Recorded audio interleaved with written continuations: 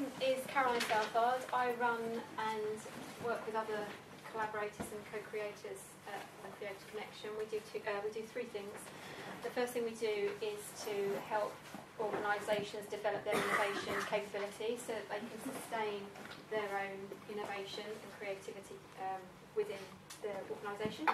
The second thing we do is run research and innovation projects, mainly fueled by co-creation, although we do some traditional research and innovation projects as well. And the third thing we do is connect arts and business together by facilitating creative capital injection. So we get funding from businesses to help arts projects, entrepreneurial arts projects to develop, and in return arts projects provide creative experiences for businesses. So I'm not really going to talk about that today. I'm going to talk about tolerance for novelty and how this came about and how I observed it and experienced it. And I'm going to be talking for about 15 minutes and allowing you about 5 minutes for questions at the end. Okay.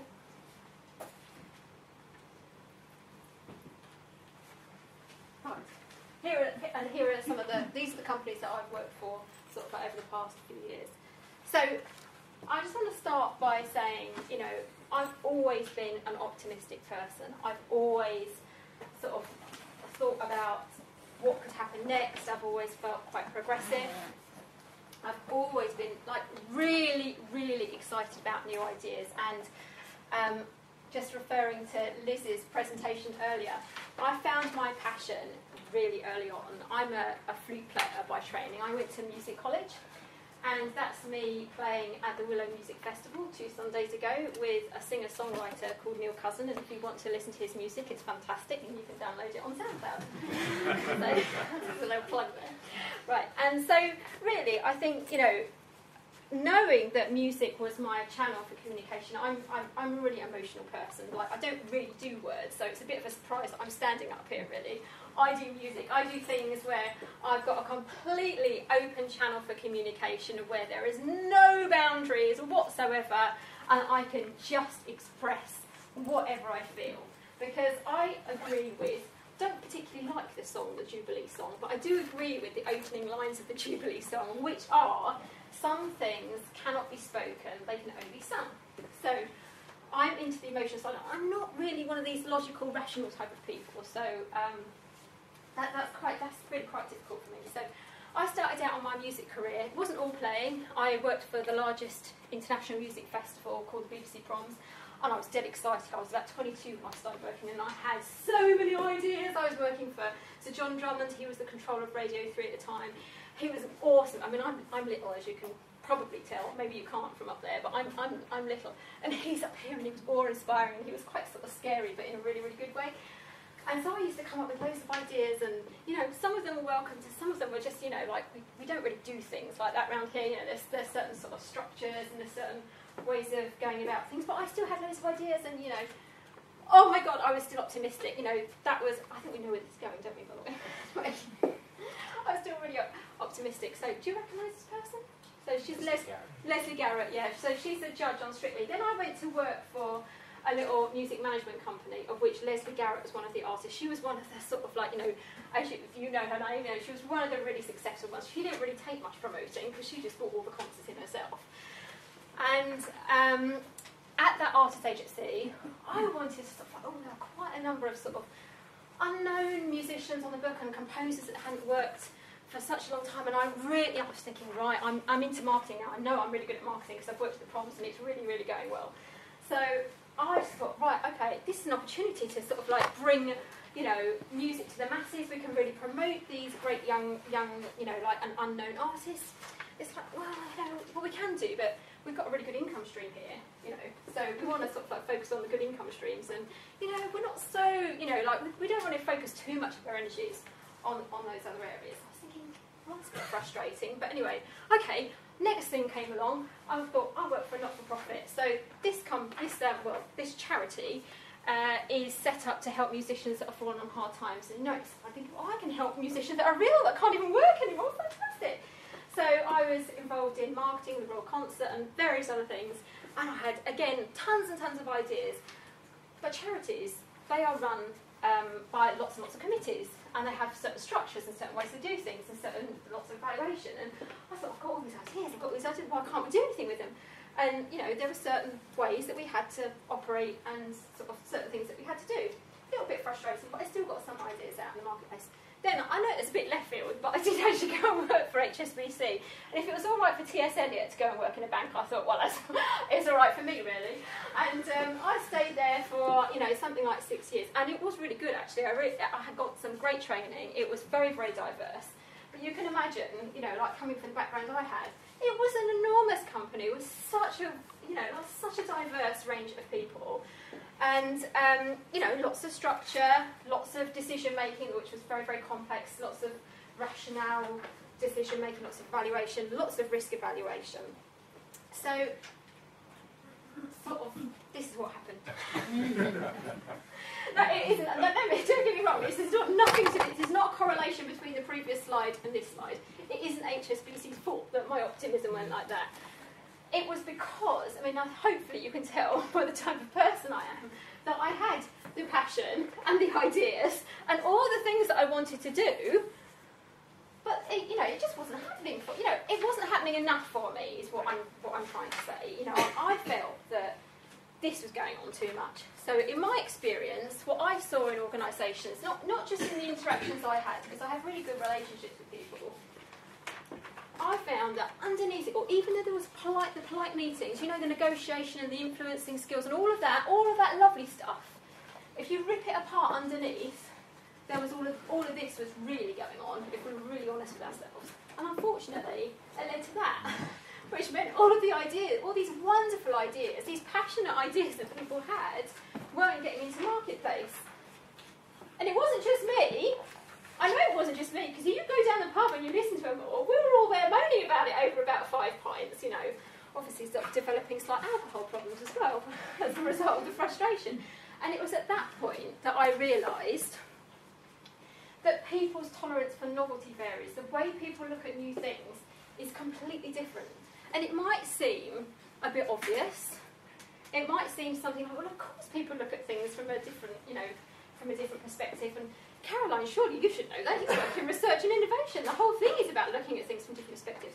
Yeah, it's true, but it sort of got me thinking about what we do to counteract that and how we work in business to put parameters up to sort of say, well, okay, if ideas are sort of sucked out of you through education, if we think rationally, logically, which we do tend to in the Western world in business, then what happens is we tend to do things like this. We have sort of creative workshops, and we say, right, okay, we're going to set up a time for play. You know, Lego, like we're going to explore things from a really creative way.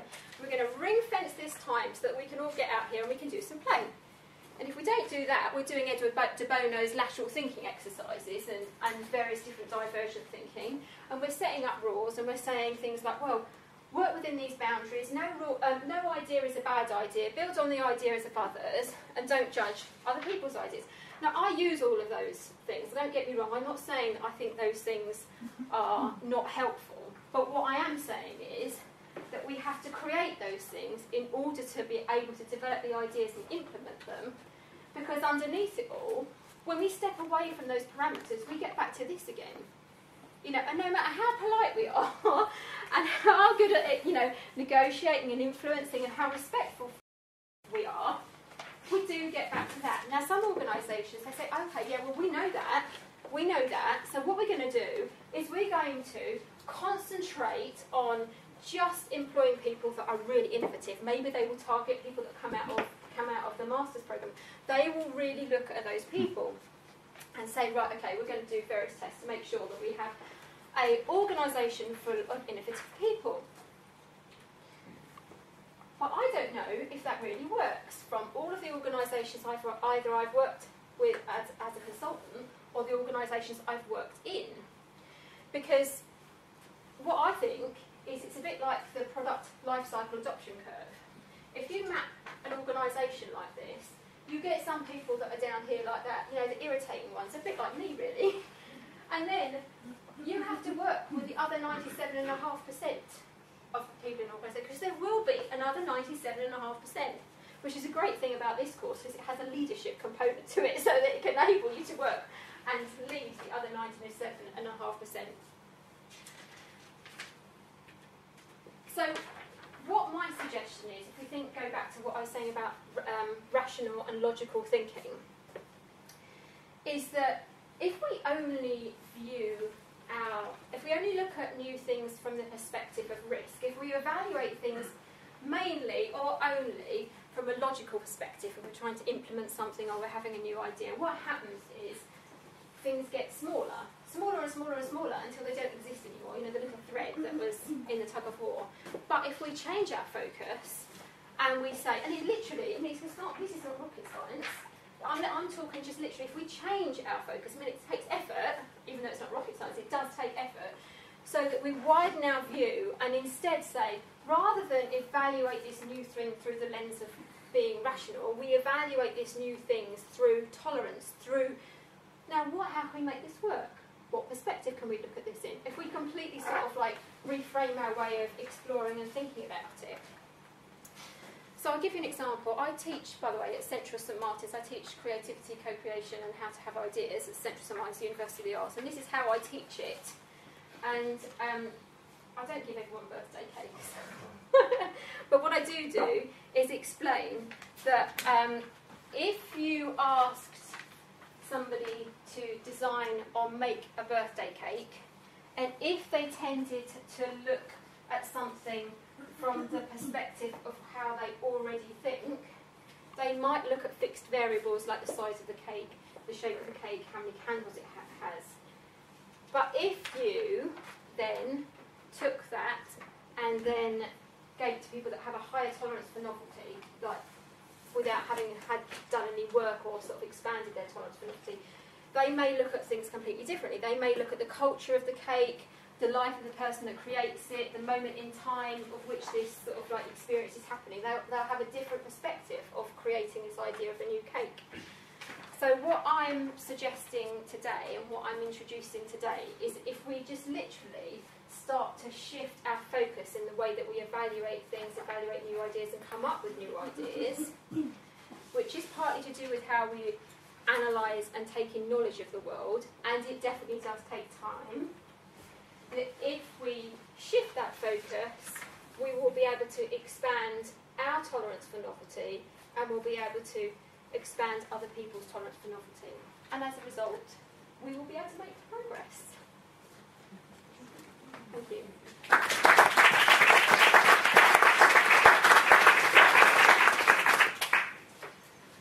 Any questions or thoughts or reflections, anything at all? I'm going to say anything about intolerance and novelty. What? You know, which is that like the actual hostility. Yeah. Yeah. Are you asking? Yeah, yes. Do you want me to say yes, something about intolerance for novelty?